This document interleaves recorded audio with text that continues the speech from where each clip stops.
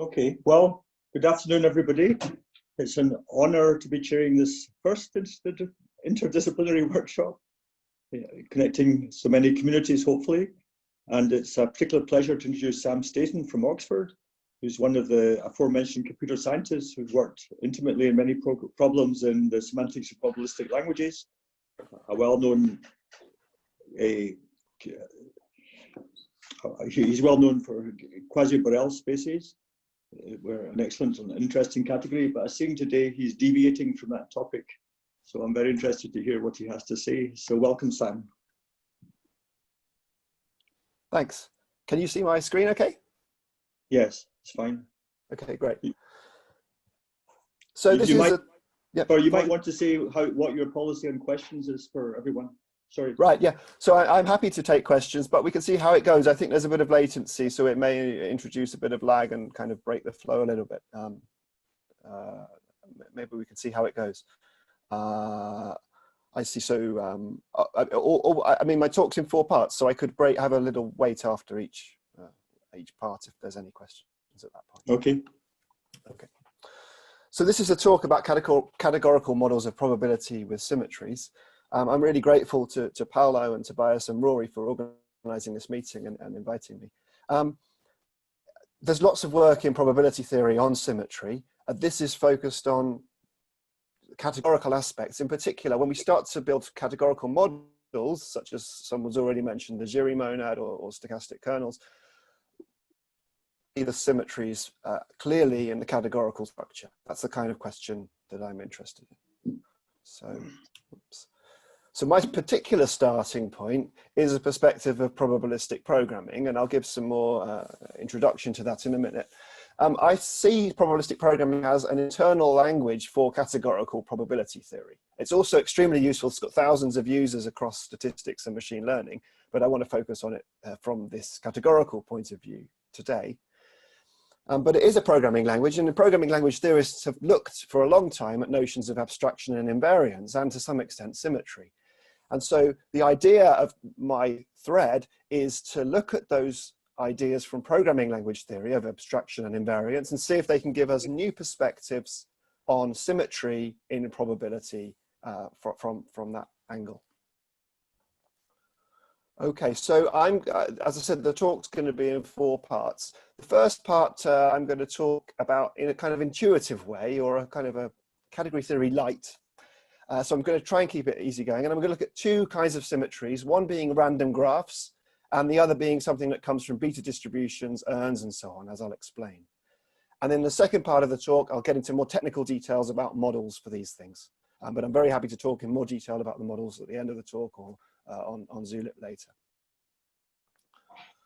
Okay, so let me start with an intuition, and my intuition is coming from probabilistic programming, but I think it's really just about composing probability structures. So suppose we want to work with infinite random graphs. This might be for practical reasons, like you want to study social networks, get a model of social networks or real networks or anything like that. But what you'll be working with is some kind of interface where you can say, give me a new node because I've got a new person or a new computer or something. And you could say, is there an edge from one node to another? Can you see my cursor okay? I think so. So we could say, is there an edge from one node to another? And that will tell us true or false. And so in a program, we could say, get a node, get a node, get a node. And I get 3 nodes, A, B, and C. And then I can ask, is there an edge from A to B, from A to C? And is there not an edge from B to C? Okay, so I've drawn a little picture here. I think we could call that a horn, perhaps. I'm not sure if graph theorists have a name for it. But what I've done is I've said there's 3 vertices in my graph, and I want to know, are there edges in this configuration? For example, here's an implementation of that interface. Maybe get means find me a point on a sphere, on an n sphere. And then when I say, is there an edge from one point to another? Well, there'll be an edge from one point to another if the distance between them is less than pi/2, if they're in the same sort of hemisphere. Okay, so this is often used in sort of geometric infinite graphs. Okay, so when I pick a node, I pick something uniformly on a sphere, and there's an edge between 2 nodes with probability. There's an edge between 2 nodes if their distance is less than pi/2. So for example, if I get 2 nodes on a circle, then the probability that this whole program at the top will return true with probability a half and false with probability a half, because that's just how it's set up, as long as I've calculated my trigonometry correctly. Okay. So, but I want to look at this slightly more interesting problem of, is there a horn in the graph? And let's just look at it from, I've been looking at it as a syntactic program, but we can also draw it as a graph. This is something I did in my tutorial on probabilistic programming, but let's just go through it again. I can write the program as saying I need to get A, B, and C. And so I call get 3 times. That gives me 3 nodes. And then I ask this question involving 3 calls to edge, saying, is there a horn? Okay, so perhaps that's more familiar to category theorists. One important point is that we can reorder these calls to the to get. So if I want to say get A, B, and C, I could equally well say get C, B, and A in a different order. And because they're just picking points uniformly on the sphere, it doesn't change the result. Okay, and I can just change the variables now. And now I'm asking a question about a horn of a slightly different shape, saying, does that exist? What's going on here is that we're reordering the data flow graph. We're looking at the symmetries of the data flow graph, how we can permute it while respecting the topology of the graph. And the invariance under those symmetries corresponds to graph exchangeability. Because if I want to look at whether there's a horn A, B, C, right, that's the same as asking, is there a horn C, B, A? Like, permuting the nodes doesn't change the probability of seeing a horn being a shape of this kind. Okay. Finding a horn in a random graph of this kind is invariant under permuting the nodes. And that amounts to the data flow symmetry, the symmetry of the data flow graph, the symmetry, the topology of the diagram here. There's a little bit more, though, that makes this work, and that's the idea in programming of abstraction. Okay, if I want to think of nodes as being real numbers or points on a circle or something, then you might think I could say something like get A and then get B, and then ask, is A less than B as a number on the circle, or is the sine of A less than the cosine of B, or equal to the cosine of B, say, or whatever. You can't do that in the interface because we've hidden what node actually is. It's an abstract concept, okay? And that's really, really important, because as soon as you expose what a node is, you're able to start to ask these kinds of questions, and that breaks all the symmetries. So the symmetries are dependent on having this invariance under slight changes in the implementation, variations in implementation. It's the graph that matters, not the way that it's, not the underlying way that it's built. Okay, so invariance under changes to the implementation are also crucial to understand graph exchangeability. Okay, so here's a slogan: invariance under implementation details and data flow symmetries together give us graph exchangeability. That means permuting the nodes of the graphs and preserving the probability distributions. And that's a concept that's been studied, I don't know, 40 years at least, by people like Aldous Hoover to start with, and many other people since then. Okay, so this kind of symmetries of data flow graphs, or symmetries of categorical diagrams, or string diagrams, give us these kinds of graph exchangeability properties. I want to push this a little bit and see what happens at the limits of this. So as the dimension of the graph goes from n to infinity, the chance of getting a horn, I believe, goes to 1/8, right? This is a result that I learned from these people at the bottom of the slide. As the dimension of the graph goes to infinity, sorry, the dimension of the sphere goes to infinity, the probability of finding a horn goes to 1/8, which is a half times a half times a half. In other words, you know, there's no connection between whether there's an edge from A to B, or from A to C, or from B to C. And so what we have is the Erdős-Renyi graph is what we're looking at. We get A, B, and C as nodes in the Erdős-Renyi graph. And then in the Erdős-Renyi graph, if you don't know it, the probability of an edge from A to B is just half, always, no matter what A and B are. So I don't know how to implement the Erdős-Renyi graph in a way similar to this. I suspect it's not possible. But in probabilistic programming, there's absolutely no problems with it. What we would do is something like this. We would call, this is quite different to the implementation before, even though it still involves a uniform distribution. We would call get, we would say get returns a number between 0 and 1. That's going to be the name of the node is just a number between 0 and 1. Really, it's just a name, but because we're not going to use the order on 0, 1 at all. And then when we ask, is there an edge from one number to another, what we're going to do is just toss a coin. Now, there's one little problem here, which is that if I ask, is there an edge from P to Q? And then I ask again, is there an edge from P to Q? You'd expect to get the same answer both times, right? Because the edges aren't supposed to change as time goes by. There's supposed to be an edge from P to Q, or there isn't an edge from P to Q. So what we need to do is remember what we said. So in this sort of generative model, what we'll say is, when the first time someone says, is there an edge from P to Q, we toss a coin. The second time, we remember that we've already answered that question for a particular P and Q, and we return the same answer.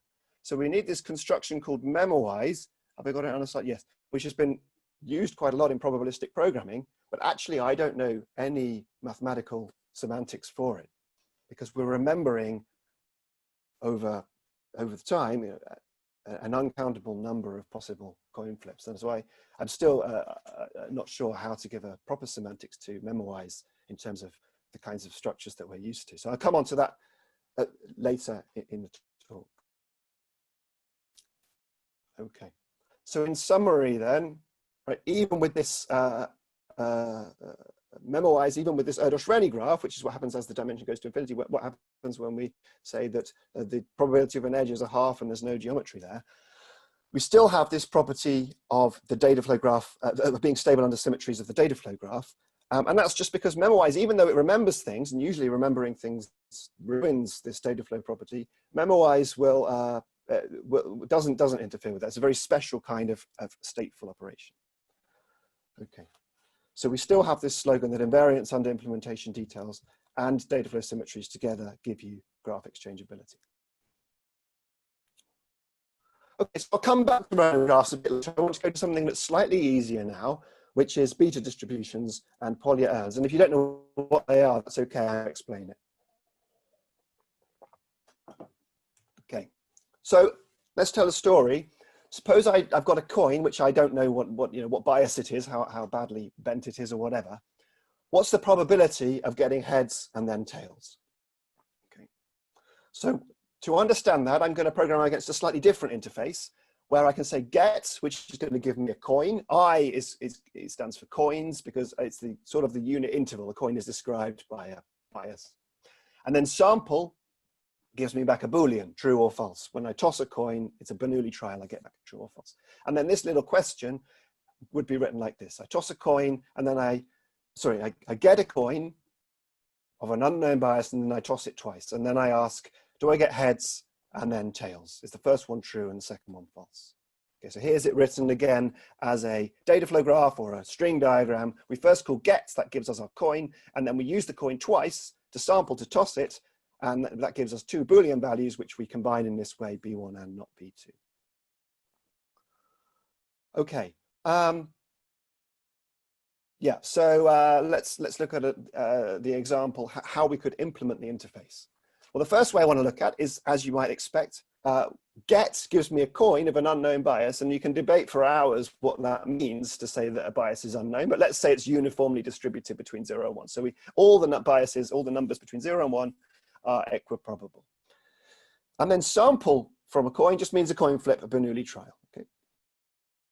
We can calculate the probability of getting true because it's just integrating with respect to the uniform distribution, the chance of getting a heads, which is P, and the chance of getting a tails, which is 1 minus P.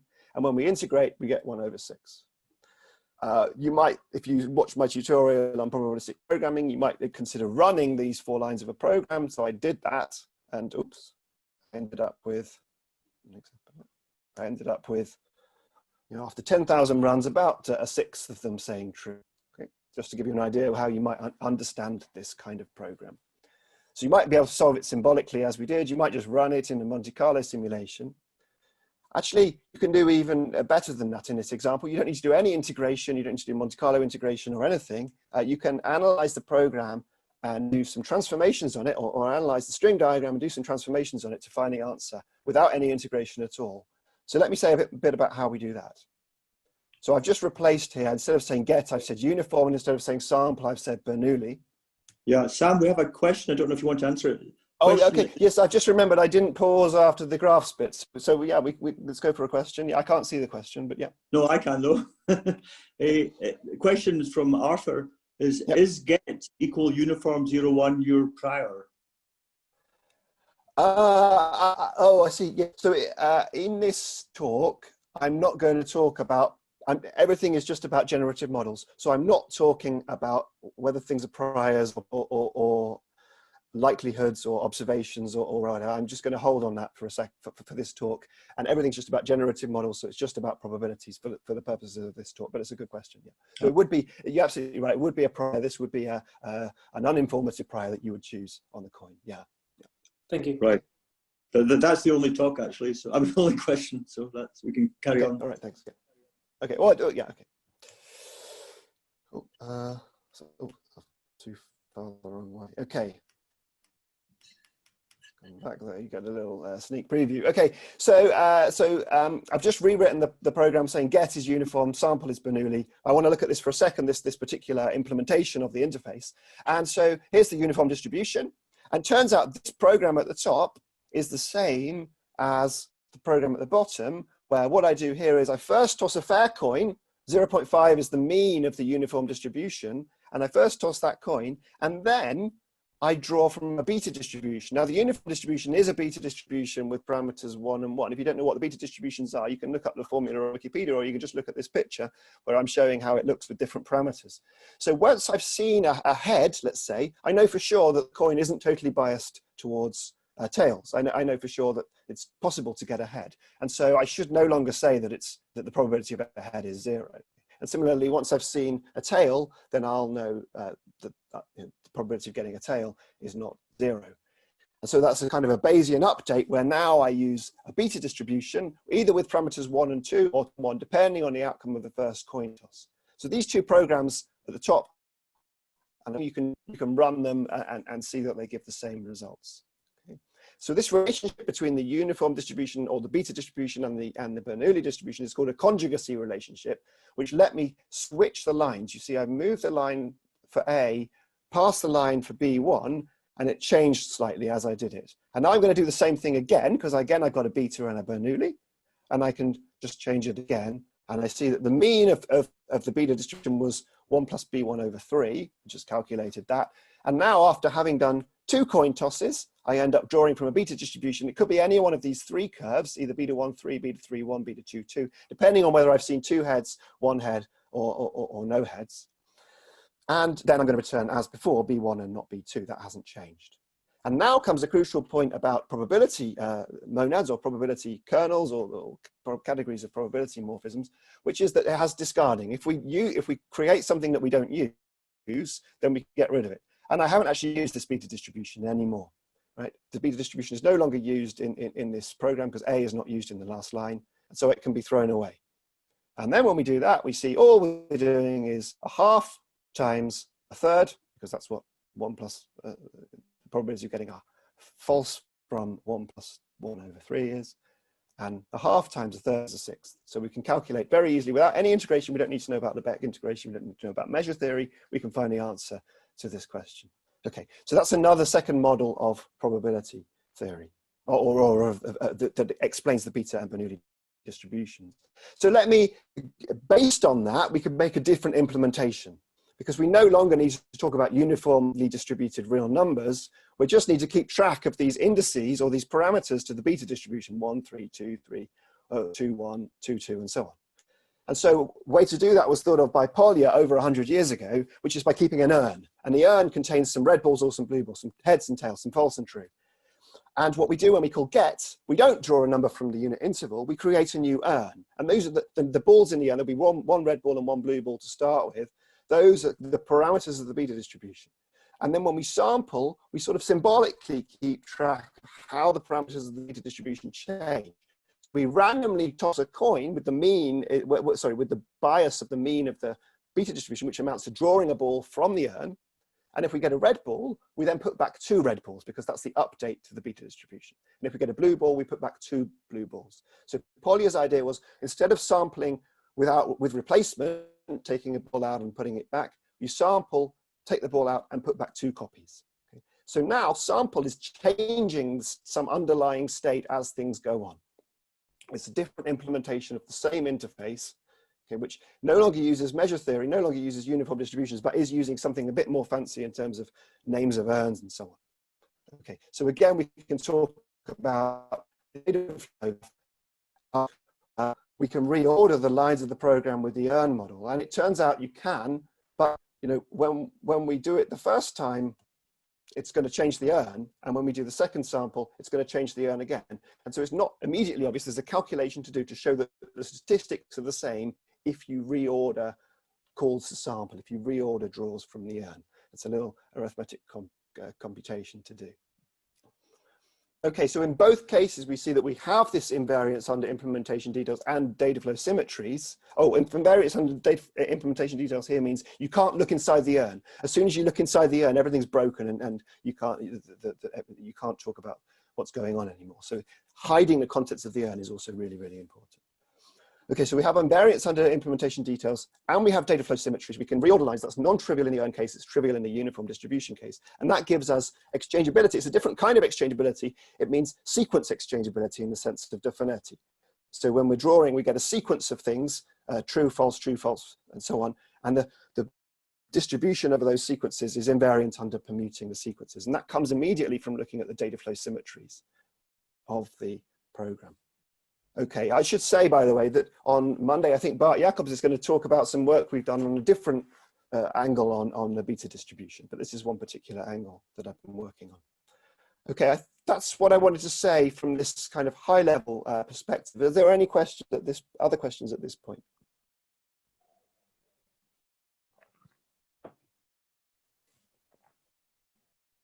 No, okay, so I think that's no. Okay, so that's a no when I can manage to switch my microphone on. Yes. Okay, all right, thanks.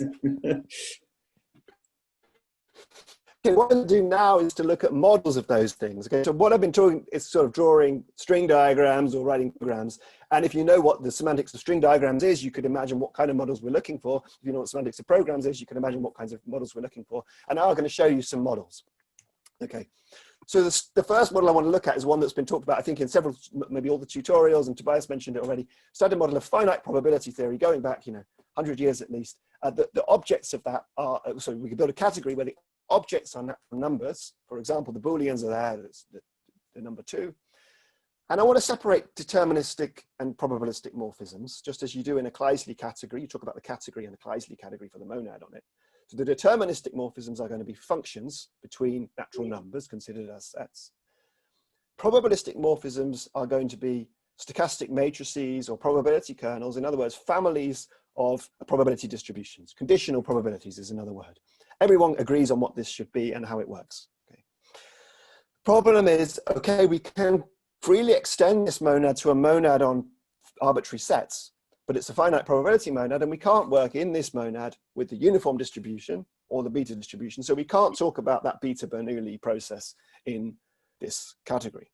So what category should we move to instead of the category of sets? This is the situation we're talking about. If you wanted to think of get and sample as uniform distribution and Bernoulli distribution, then you might consider using a measure-based model of probability. And for this, I just need Borel spaces, so countable discrete spaces and the real numbers with the Borel sets. So if you don't know what that is, it's okay, I'm only going to talk about it for a few minutes. The deterministic programs, the programs that don't involve any probability, will be measurable functions. The probabilistic morphisms, the conditional probabilities, will be probability kernels, in other words, measurably parameterized probability measures. So probability measures that have parameters and whose parameters are themselves measurable so that we can integrate everything and compose. Okay. And indeed, as I've written, composition of probability kernels is by integration. So this is the Kleisli category, the Kleisli category of the jury monad in some guise, if you've seen it in that formulation. Okay, so that's one model of this scenario, of this little language that I'm talking about. But there's another model which was talking about urns, right? And it's not so clear how we can think of getting a new urn in the category of measurable spaces. And what is an urn anyway? What's the name of an urn? Where's that coming into the category of measurable spaces? Well, one way to build a model of this is, also when we look at it from this perspective, we don't need to do any integration. So in other words, why are we using a model, a category that involves integration when we didn't actually need integration to understand what happens in these programs? We could just use conjugacy relationships to understand it. So one way to deal with this is to build an operational model of probability. I won't go into this too much, but it's coming from a computer science perspective, the obvious thing to do. You build a category where the objects are types and the morphisms are programs modulo contextual equivalence. Now, when I say contextual equivalence, we need to talk about contexts. So we talk about contexts that close our program, so there's no free variables, and that give us back a discrete finite number. So probably Booleans or 3 Booleans or something like that. And so we look at when we run programs, what Booleans do we get? What's the probability distribution on the Booleans that we get back? And when we do that, we build a category using that notion of contextual equivalence, because we all agree on what probability distributions on finite things are. So that's one candidate, which I'll come back to in a second. The third model I want to talk about, so the first one was measure theory, second one was this computer science kind of contextual equivalence one, syntactic one. And the third one is a combinatorial one, which I built in this paper down here with Dario, Hongseok, Nate Ackerman, and Dan in ICAP 2018. So you can look at that paper for more details of this model if you want to, although we tried not to put too much category theory in that paper. So the objects in this category that I want to talk about now are not sets, they're not types, they're not measurable spaces, they're presheaves, they're functors from finite sets to sets. So in particular, for each number, we have a set, xn. And among the finite sets, we have all all functions, so we can re-index those numbers. So what I want to think of this as we run the program, we call get some number of times, get, and that gives us some urns. And so when there are n urns around, xn is the space that we have. Okay, so if we're just interested in Booleans, when there are n urns around, there are only 2 values, true and false. Doesn't matter how many urns there are. But when there are, when we want to talk about the type of space of urns, when there are n urns around, the space of urns has n inhabitants. So this gives us a presheaf, an indexed set like this. Okay. As usual, the deterministic morphisms in the presheaf category are natural families of functions, natural transformations. The Untitled lemma gives us another view on all of this. We can think of the X as a space, and Xn is just saying, what are the maps given n urns into the space? So if I've got n urns, what can I find in the space? Okay. So an intuition would be that I is a space of urns, and we can say, can we start comparing urns? Can we look inside urns? Can we say, does this urn have more in it than another, or things like that? And the answer is no, because of naturality. So naturality is enforcing that invariance, that symmetry in the urns. So there are the number of morphisms, natural transformations from urns times urns, I times I, to Booleans is 2. You can either say true or false. You can't say anything else. You can't compare urns at all. In particular, if you want to think of urns as real numbers, you can't say is one less than another. Is the sign of one equal to the cosine? You can't do that at all. Okay.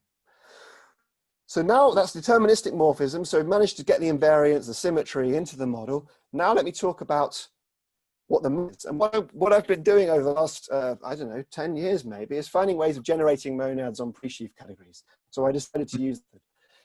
And so to do that, let's generate a monad on this presheaf category, this category of functors from finite sets to sets, freely with 3 constructors. Get, this is thought of as the beta distribution, but it's just a formal symbol get. Sample, which takes an urn and gives us back a Boolean. That's just a formal thing, like a Bernoulli, but it's just a formal symbol. And then a genuine Bernoulli, which again is a formal symbol. And then I'm going to add to that presentation, those 3 generators, I'm going to add some equations. And the equations are conjugacy, that's the crucial one, so I'll come back to that in a second. Axioms for finite probability, those are the ones that go back to Stone, you know, probably 100 years ago, which maybe there's an anniversary coming up or something. And commutativity and discarding, so we can reorder things, that topological property holds, the symmetry of the data flow graph holds. So there's about 14 axioms altogether once you include all the axioms for finite probability and commutativity and discarding. But the key axiom is this one here that's at the bottom of the slide, which says this beta update, this conjugacy between beta and Bernoulli, which says if I draw from a beta distribution and then I toss a coin with that bias, it's the same as first tossing a coin with the mean of the beta distribution and then redrawing from the beta distribution. But here I'm saying beta distribution is just a formal thing called get. So I just add this equation into my presentation. And we thought for a while that, have we missed any equations out? But then Dario came along and managed to prove that actually no, there are no other equations that you could consider that without making finite probability degenerate. So in a sense, this conjugacy describes the whole property, all the properties of the beta Bernoulli process. Just to give a few examples of some probabilistic morphisms then. So I've freely built this monad. What can we say about the morphisms? So if I look at the finite spaces, the finite objects like n and m, then what are the probabilistic morphisms? They're the same thing as stochastic matrices, because I just set everything up so that that's going to be the case. If I look at what are the maps from n urns into a Boolean, well, it turns out these are Bernstein polynomials in n variables, so that we can capture some ideas from understanding probability and continuity directly inside this model. So it's not all the probability distributions, it's not all the probability kernels from the n-dimensional cube to the Booleans, it's just the Bernstein polynomials. I don't know if anybody has looked at the Bernoulli factory problem. This is a sort of computability problem where you say, given a coin, what can I build out of it? Like if I toss it lots of times, I'll build a different distribution, even if I don't know what the distribution to start with was. So given a coin, what other functions of that coin can I build without knowing the probability bias of the coin? So in a way, this is a topos that gives us, and a monad on it, that gives us a sort of a semantics for the Bernoulli factory problem, although we haven't fully worked all of that out yet. Okay, so let's just come to conclude with this particular problem and putting together the three models that we've seen. We talked about, suppose you've got some programs involving get and sample, right? So we talked about the measure theoretic semantics with uniform, drawing from a uniform distribution, and Bernoulli doing a Bernoulli trial. P and Q have the same, suppose P and Q have the same measure theoretic semantics. Well, that will be the case if and only if they have the same combinatorial semantics inside the pre-sheaf category, using the monad that I freely generated, just using this conjugacy. Okay. That also coincides with contextual equivalence that a computer scientist might well think of. Okay, so that's what I wanted to say about this particular model. Are there any questions at this point?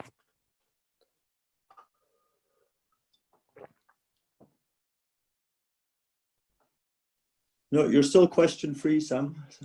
Okay, great. I'll carry on then. Your lecture's perfect. Okay, thanks. So for the last 15 minutes or so, I want to talk about the problem I started with, which was random graphs, and start to tell you about models that we've been building of that. Okay, so remember we have this kind of intuitive setup with the interface, programs against the interface, or string diagrams using those kinds of nodes. And I want to say, okay, well, can we find a concrete categorical model that explains some of the phenomena that we're seeing? So for, if we wanted to just talk about drawing from a uniform distribution on a sphere, and then saying there's an edge if the distance is less than pi/2, then we could just use measurable spaces, and we could interpret get as a uniform drawer, and we can interpret edge as a deterministic thing that looks at the distance.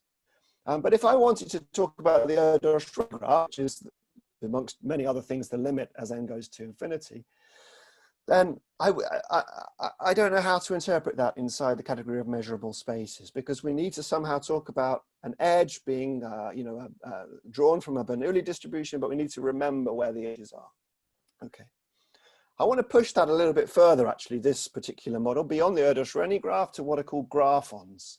I don't know how many of you know about graphons, so let me tell you a bit about it. So what I've done is, instead of saying there's, so first of all, I'm doing the same thing. When I say get, I just get a number between 0 and 1, and that's sort of as a name of a node. Okay, this is very handy to use uniform distributions to get names of nodes, because they'll almost always be different every time you call uniform.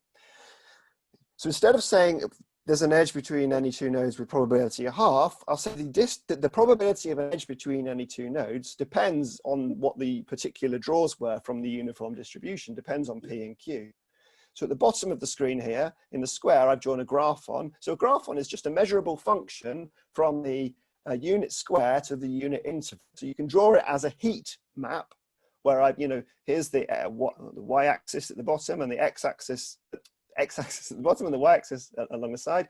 And then I've drawn that, if you've got a node here, that's going to be a number between 0 and 1, and another node here, that's another number between 0 and 1. You look at the coordinates in the heat map, and that tells you the probability of there being an edge between those two nodes. So that's a graphon, is a function like this, and it allows you to describe lots and lots of different random graphs. Okay. So yeah, so we could change our program so that instead of saying there's a probability of half an edge from P to Q, we'll use a graphon to find the probability of an edge from P to Q. And this is still an exchangeable random graph. This still has all the data flow properties. And that's a crucial part of the graphon. If I was to say the Schrödinger graph probability half of all the nodes, you would just use a totally gray graphon, gray everywhere. Whatever P and Q are, there's a probability of a half. Okay. Also, just to say, this graph on here is very smooth, but in general, it could be a measurable function. It could be totally crazy, that you couldn't even visualize it. Okay, now, first theorem about this is that the following are equivalent for an implementation. Here, I've shown you a few implementations, the sphere one and then this one. It turns out that's it. So if you have an implementation of this interface with get and edge, and it satisfies the data flow symmetry property, in other words, you can reorder calls to get without changing the statistics. It's the same thing as something that comes from a graphon, as in this example. In other words, this example covers everything. Modulo contextual equivalence, which we would define like before, when we put things into a context and just look at how things look at the finite distribution, the finite distributions, when we marginalize to look at a finite graph, they look the same. And so to prove this, I used a characterization of graphons from graphon theory called consistent local graph models, which I'll come to at the end of the talk. And once you know about consistent local graph models, this is kind of obvious. Okay? But it's very beautiful, I think, that this data flow property, which is all about having a monoidal category in a way, that string diagrams work, is the same thing for this interface as having a graphon. There's a little caveat about graphons with white in them, but I want to skirt over that. For now, anyway. Okay, so that's still very syntactic. I'm talking about the contextual equivalent syntactic model. Let me talk about a real model now. Okay, so for beta Bernoulli, I looked at this combinatorial model based on pre-sheaves on finite sets. And the intuition was that we sort of made a model of probability theory, which is very much like finite sets, except it has inside it this special object, generic object in topos theoretic terms, which is a space of urns. That's how we're going to treat it anyway. And then we built a monad that treats it as a space of urns, so we can do beta Bernoulli update using the presentation of the monad. So I can do a very similar thing for this slightly more complicated interface involving graphs as follows. Instead of using finite sets as my index category, I use finite graphs. Okay? So fin graph is going to be the category of finite graphs and graph embeddings. Those are injections that don't add or remove edges. It's been considered by many, many people. I'm going to put on a sheaf condition, but I'm going to skirt over that for a minute. So as before, it's a pre-sheaf category. And what we can think of is as we run programs, as we run a generative model, we're building up a graph. We're calling get, and that's giving us some nodes in a graph with some edges as we do so. And so as we go, we get a graph. And so at some stage, we've got a graph little g, and then we can say, well, what are the things in the space that we're looking at? Well, they will be dependent on the graph g that we've built up so far. Okay? If we're looking at Booleans, that doesn't change as we build up more and more graphs. There's always two Booleans, true and false. But the vertices of the graph that we can talk about, there's a special object of vertices that's going to be around. That's nodes is what I was calling it before. They're going to change as we add more nodes to our graph. In a conservative way, we get more nodes in our vertices set. Okay. The deterministic morphisms in this category are natural transformations. This is a pre-sheaf category. That's what we're going to use as natural transformations. Again, we can get a Unada perspective on what's going on here. So if I've got a space X, I can build a space which I'm calling VG, which sort of means a space of vertices where the edges are laid out according to a graph G. Okay, so if I've got a finite graph, I can build this space. It's really a Hom functor, which is really a space of graphs of that shape. And so I'm saying if I've already got a graph of one particular shape, xg tells me what's my space of things. There's another perspective on this topos, which is I think makes it really a canonical place to look. And before I come to that, sorry, let me talk about another morphism, a particular deterministic morphism that's in it. Okay. So one particular morphism we have is if I've got two vertices, I can ask, is there an edge between them? That's defined to be, V at some stage G is G, V at some stage G is G, the nodes of the graph, the vertices of the graph we built so far. And so we just ask, is there an edge in the graph that we've put so far. This is a natural transformation. This is a natural map. So there is you can talk about internally to the category, this object V and this morphism edge, which asks whether there's an edge between any two vertices. So an intuition is that V is the vertex set of the radar graph, but it's not a set, it's an object of our category. So we work internally to the category. We've got an object V, which is an object of nodes, and we can think of it as being the vertex set of the radar graph. Let me tell you what the radar graph is. It's an infinite graph, countably infinite graph, that contains embeds every finite graph. So it's very hard to visualize, I think. Another way to get it, there's lots of ways to get it. Another way to get it, since we talked about Erdős-Renyi already, is to run through that Erdős-Renyi process and add nodes to the graph, toss a coin each time to decide whether there's an edge. And in the limit, you'll end up with an infinite graph, which will be the radar graph, up to automorphism. Okay. So now let me come to that characterization of this category, which is a category of sheaves on finite graphs. And that is the category of continuous actions of the automorphism group of the radar graph. So take the radar graph, this countably infinite graph, that's a bit hard to think about, and then look at the automorphism group of it, the graph automorphisms that preserve the graph structure, the bijections that preserve the graph structure. That has a natural topology. Look at continuous actions of that. So an object is a set A, not a pre-sheaf, a set, together with, though, an action of the automorphism group of the radar graph. So in a way, this presentation is easier because you just got sets as objects. In a way, it's harder because the automorphism group of the radar graph is a slightly crazy thing. If you want to know more about this, you could read some of these references that I put in the small box. Okay. So my idea is to work inside this category. One way to do that would be to build a probability monad, as we did for beta Bernoulli, by freely building a monad. I said I've got a machine for building monads on pre-sheaf categories or sheaf categories, and this works just as well here. So I can say I want to have get, and I want to have sum, and I want to have is edge, and well, I've already got edge, so I just need to get, and then I add these as a presentation, and I put some equations, which I'm not going to show you now, and everything just works. But that feels very syntactic. It's combinatorial again, but it's syntactic, and I wanted to see if I could do a little bit better than that. Okay, so that's what I'm going to tell you about now. So here's one way to build a monad that explains everything here, including the strange memoized thing that was going on that can't be explained in measure theory. Yeah, but let me show you how we can do even better. Okay, so notice, well, I don't know if you'll notice, but I'll tell you that H graphon, remember a graphon is this way of building an infinite random graph by calling the nodes uniformly distributed on the unit interval and saying there's an edge depending on the probability that we see in the heat map.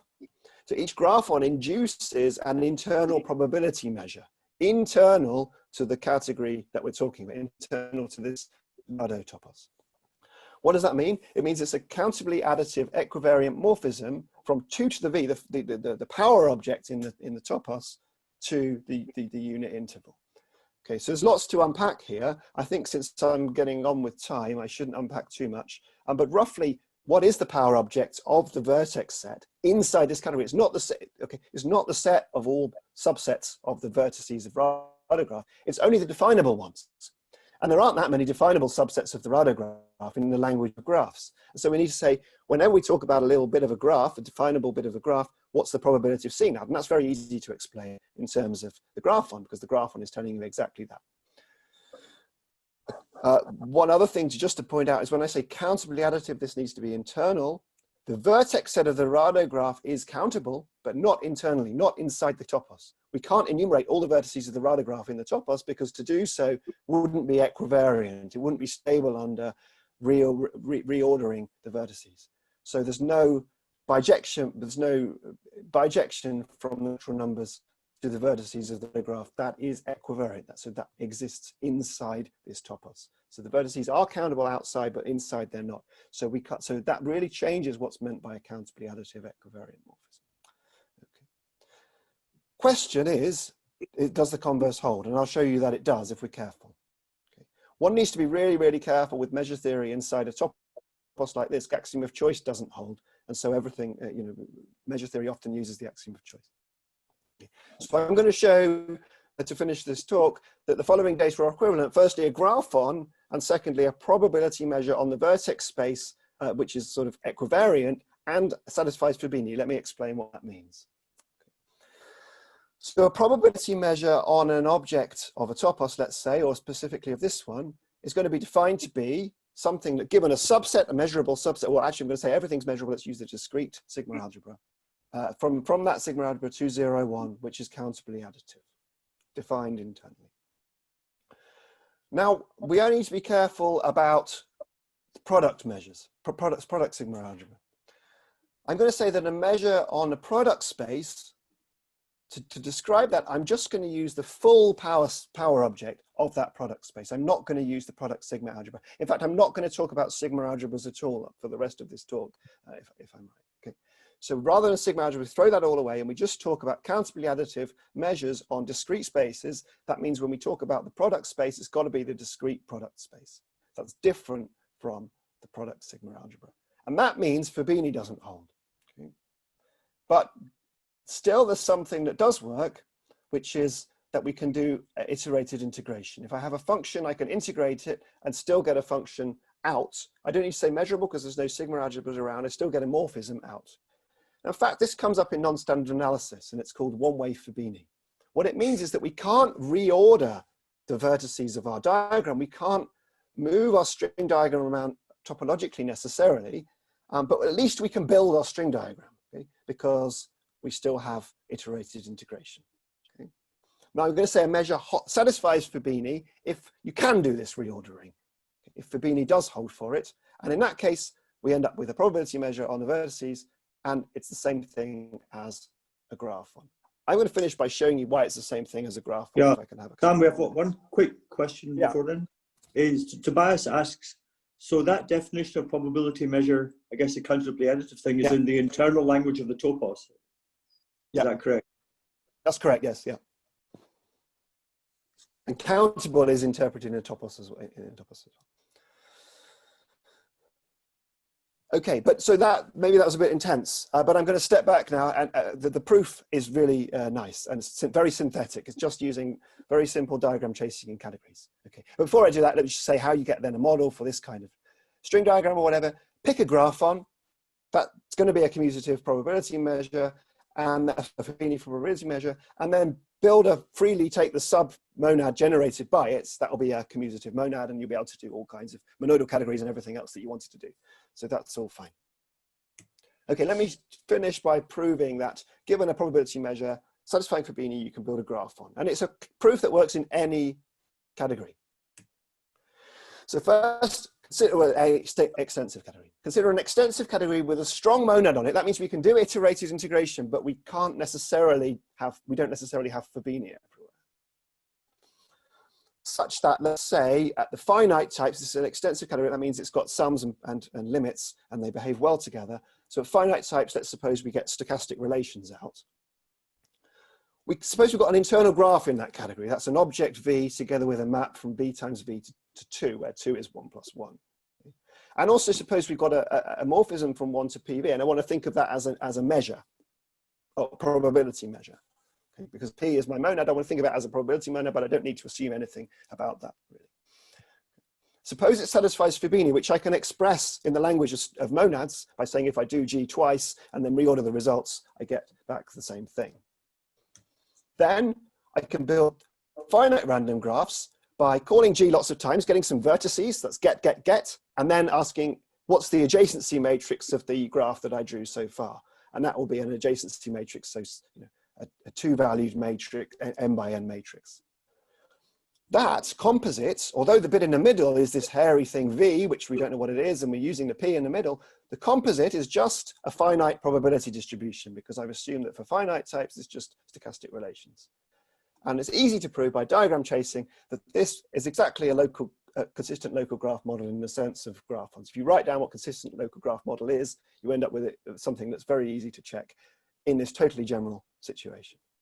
Okay, so 2 implies 1. The probability measures satisfying Fabini are all graph ones, and these things are the same.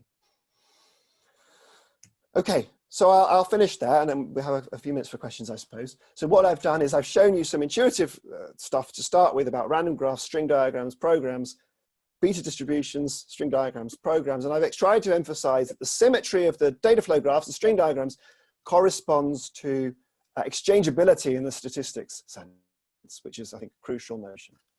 But we can build different models than the usual measure theoretic ones. I built a combinatorial model for the beta distribution, and I built these models based on graphons as measures inside this topos of actions of the automorphism group of the Rado graph, or pre-sheaves on finite graphs. Yeah, so that's what we've done, and I hope that's really emphasized the role of symmetry going through all of these models. Right. So, for example, in the index category of finite graphs, you've got all the finite graph automorphisms in there. I'll just say a little bit about what next. We might look at other interfaces, hierarchical ones, like hierarchical graphs inside graphs inside graphs. Does it all still work? So I've done a bit of work with some probabilists to show that generalizations of notions of graphon and so on work in this situation. What about other kinds of things like higher order functions, as someone already mentioned quasi-Borel spaces, so we've looked into that. Another direction is say, how do we get the limiting structure from these finite things? So it's been a bit under the covers in what I've been talking about today. There's interesting work by various people on that, which I think is really exciting to sort of freely get the limiting structure in a categorical way.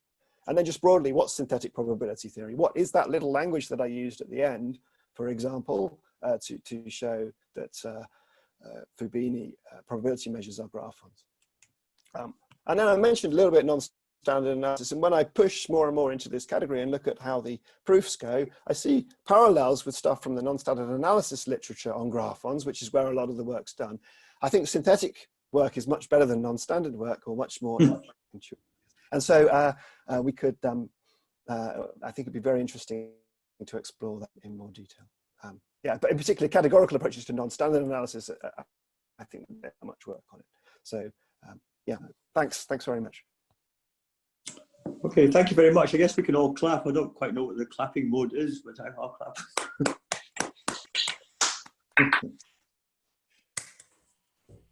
So, questions, I guess.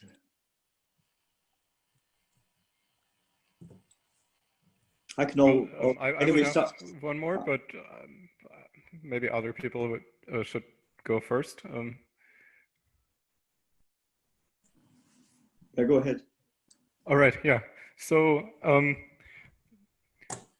you mentioned graphons and also the equivalence theorem between graphons and then symmetric generative models.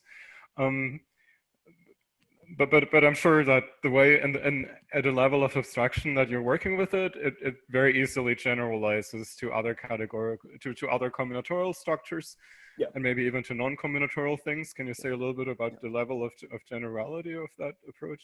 Yeah, let's see. So this corresponds, for example, this corresponds between sheaves on finite graphs and continuous actions of the automorphism group of the Rado graph. That makes sense for ultra homogeneous structures beyond the Rado graph. So all kinds of Frese limits, and so absolutely. So we could go through a similar process. We started doing that. So we started, for example, we now have a sort of a representation theorem for hierarchical graphs. That's one example of another ultra homogeneous structure. I think it's really interesting to absolutely to look at different structures like that. Yeah. Okay. Any more questions? Okay, I'll get to ask a question then. So a very naive question. When I saw memoirs, it makes me think about the state monad. So would some combination of state monad and a probability monad work? You must have thought about that. Yeah, absolutely. Yes, so you could use certainly you could use a state monad. To be careful because the state is going to be the real numbers, but yeah, that could perhaps work. But the problem is, I'd still like to get commutativity, reordering the data flow, reordering the data flow graph. And as you know, I'm sure, when you have a state monad, you no longer have commutativity because yeah, you can change the state. Yeah, it changes the state in different orders. Makes different things happen. There might be some funny version of the state monad, though. A state, yes, you need a version that has memoized but nothing else. Exactly. Yeah. Okay, let me see. Interesting. Yeah. Okay, other questions? Yeah, could I have one? Sure.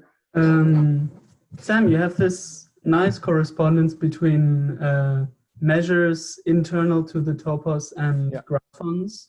Yeah. Now, when I look at nominal sets, that seems to be a simpler setup than the random graph. Do you have similar results there, or is it actually more badly behaved? Yeah, okay. So this is Dario, by the way, who was a co-author on the first model that we talked about. Yeah, so we have a similar correspondence for if we forget about the edge structure, for finite sets and injections would be up here, and nominal sets or the FM set theory or the Chanuel topos would be at the bottom down here. And yeah, so then we can ask, what are the measures on the space of atoms, which would be analogous to what are the measures on the space of vertices. And the measures on the space of atom, as maybe you know, there's only one. And that corresponds to gensim, for generating a new symbol. So, or name generation. So that was, I guess, the first part of the story that we looked at. Yeah. Which is really, really important thing. And it actually plays a role, as you also know, in probabilistic programming. Yeah, I just remembered that you said the internal measure theory in NOM is somehow unsatisfying. And now you got this very sort of satisfying result for random graphs. Yeah, okay, so it looks satisfying. Better there. But we have to be very careful. Like Radon-Nikodym won't hold as it stands because you need a choice to prove it. Measure theory up to this point is okay, and I have to be very, very careful. What I'm interested in is how we can transfer, as in non-standard analysis, they transfer results back to the real world. I'm interested to know maybe how we can do that kind of transfer in this situation. Thank you. Sam, can I ask, the people work out measure theory and intuitionistic or constructively very systematically? No, maybe evaluations are a way to do that. I think not. Maybe someone else is going to answer that. Or maybe David Spivak was going to talk something about that as well. Maybe. Oh, okay. You'd find some other version of measure theory, perhaps. Yeah. Okay. So maybe we should stop to have a small interval before the next speaker and just thank Sam for a fascinating lecture again. Thank you, Sam. Okay, thanks for being a good audience.